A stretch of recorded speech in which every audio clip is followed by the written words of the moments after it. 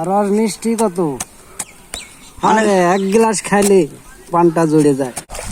আসসালামু আলাইকুম গাইজ, আজকে আপনাদের মধ্যে নিয়ে এলাম নতুন একটি ভিডিও। কিভাবে খেজুরের গাছ থেকে রস সংগ্রহ করতে হয় এবং কিভাবে রস নাড়িতে পড়ে। গ্যাসিটার কথা মতো আমরা কিন্তু অলরেডি চলে এসেছি নাড়িটা ধুতে। নাড়িটা কিন্তু ভালোভাবে ধোয়া চাই, কারণ এই রস দিয়ে কিন্তু আজকে আমরা ইফতার করব। আর নাড়িটা ভালোভাবে না ধুলে রসটা অপরিষ্কার থেকে যায়, সেই কারণে নাড়িটা আমরা ভালোভাবে ধুয়ে নিলাম। এর পরপরই আমরা খেজুরের গাছে উঠে পড়লাম।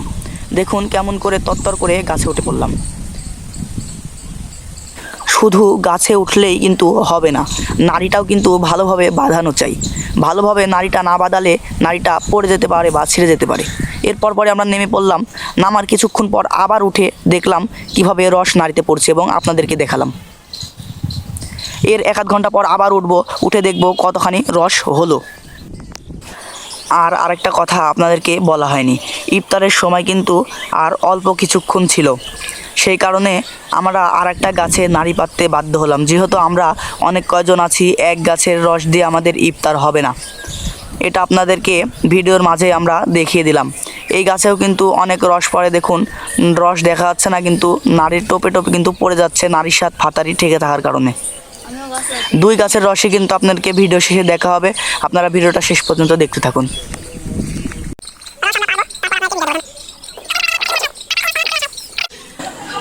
আমরা এখন গাছে উঠে যাব, উঠে দেখব কতখানি রস হলো।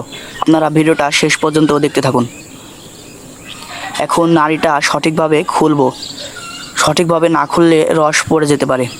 সঠিকভাবে খুলে এখন নাড়িটা নামাবো।